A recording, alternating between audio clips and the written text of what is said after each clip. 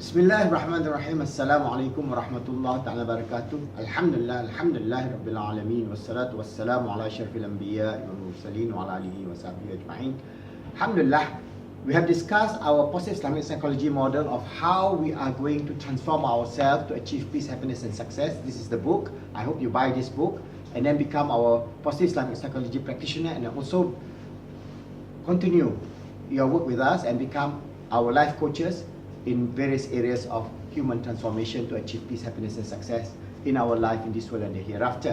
So we have explained that basically in the areas of how we mold our perception, whether positive or negative, the input to our existence on this world is based on the three major input. That is the physical environment, the social intra and interpersonal social environment, and inner speech. And inner speech is the key towards human transformation, and how we mold our feelings and emotions through total past learning history of all the good and the bad that we do based on feelings, emotion, thoughts, conscious and subconscious mind, actions and behaviors. So the sum total of our action is called total past learning history in our model.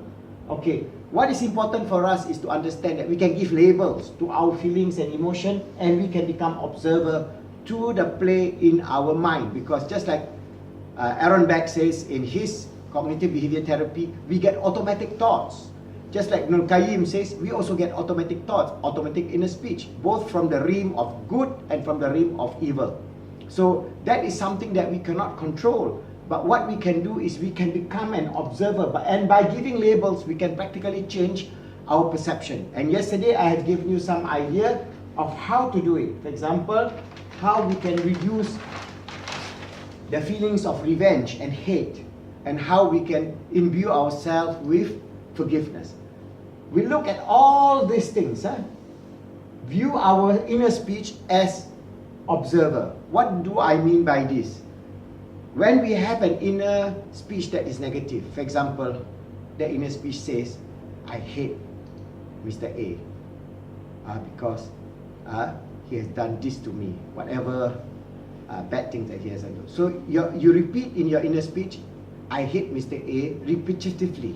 So it becomes a vicious cycle of negative inner speech. So it becomes go downward, and this will grow and grow and grow, and that becomes open enmity, and finally it could even end up in fight and even murder and things like that, because that seed of hatred in the inner speech was not controlled in a proper manner. Because we cannot control our inner speech directly, we have to stand back, and each time we have a negative inner speech or a positive inner speech, we can mold it in a proper manner so that we have either a vicious cycle towards self-destruction or a virtuous cycle towards peace, happiness and success.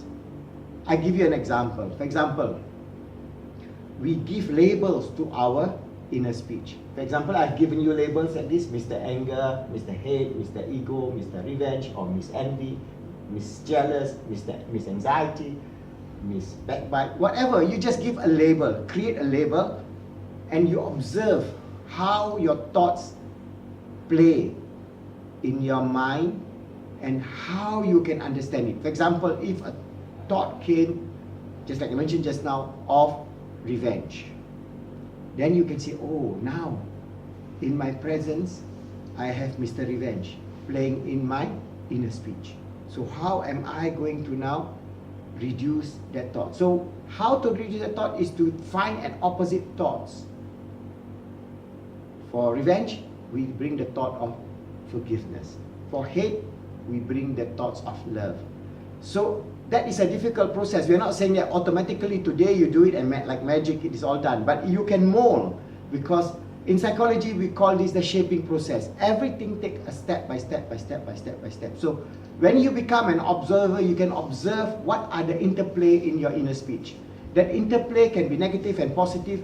When there is a negative inner speech, you try to give a remedy of its opposites. Alright, just like in homeopathy, you try to create an opposite. And Allah created this world always with positive and negative. So Allah gives everything the possibilities of both positive and negative existence, and that possibilities whether it is we have electron and proton, or we have positive and negative charge, or we have whatever that is. The world is a dual situation that Allah has created.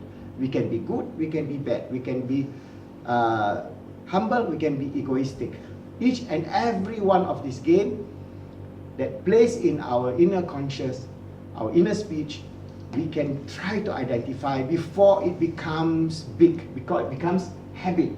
Because everything here, if we allow it to grow, the anger will get bigger and bigger and bigger and bigger, and then we are known to be an angry person. And when we are known to be an angry person, we can have do stupid things like, for example, road rage, beating up somebody with a metal bar, and he dies, and then we go to jail for life because of just one little incident, because he cut you throat or whatever it is, or you just bump into a little bag. That is anger, and that anger can cause destruction to our own life, to our family, to the world.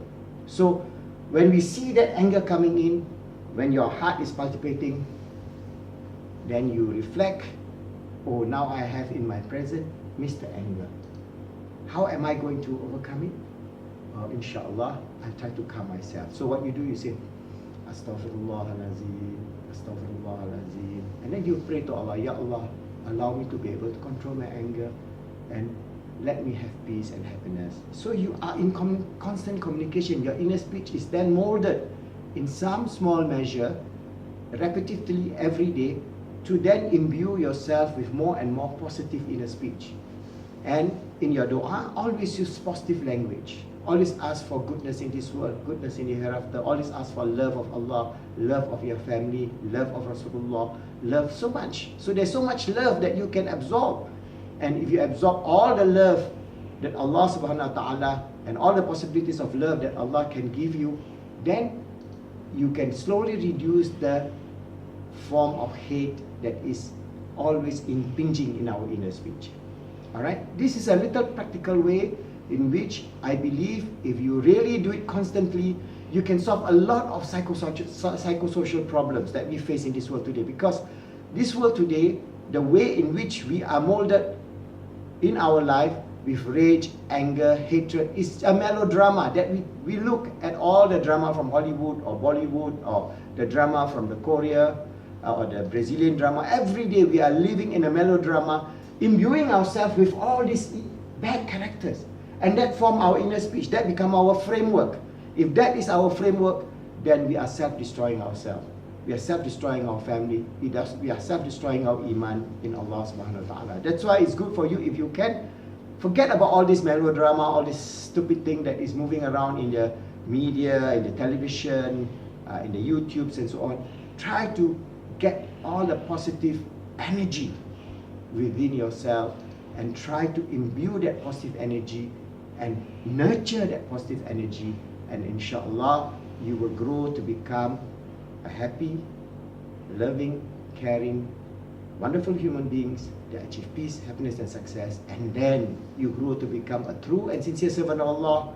You become the Caliph of Allah on this earth, striving to make yourself good, helping others to be good, and making this world good. And inshallah, in our contribution to this world, in our effort, let us pray that we achieve the best, receive the best, fulfill the best in the way of Iman and Islam. And inshallah, we can help to make this world a better world for all. See you in the next video.